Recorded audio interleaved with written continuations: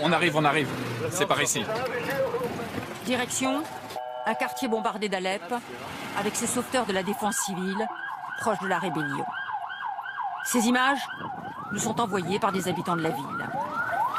Sur place, des morts, des blessés, rapidement évacués.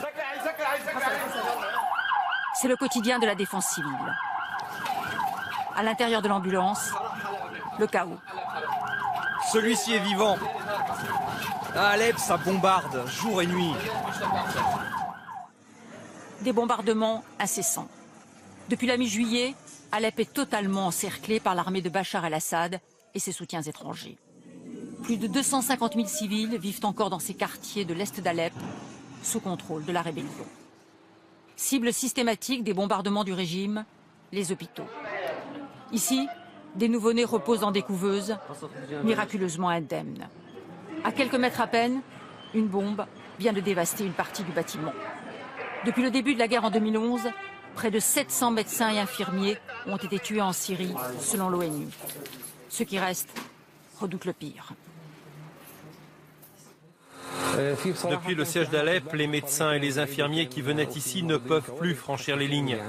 Nous ne sommes plus assez nombreux. Et pour cause, des combats très violents à l'entrée de la ville bloquent tous les passages.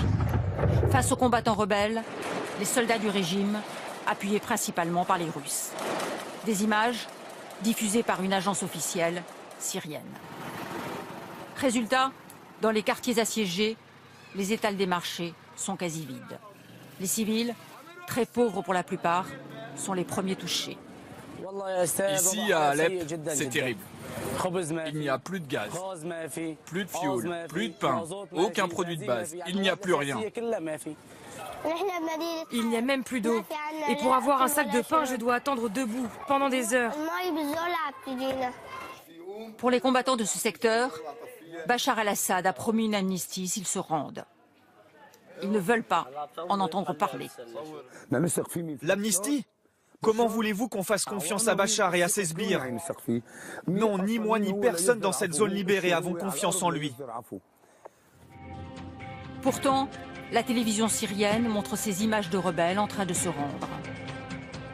Plus loin, ces femmes, en route dans un couloir humanitaire ouvert récemment par les Russes.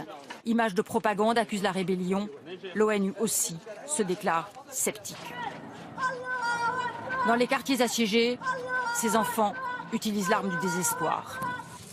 Ils font brûler des pneus pour brouiller la visibilité des avions de chasse qui les bombardent.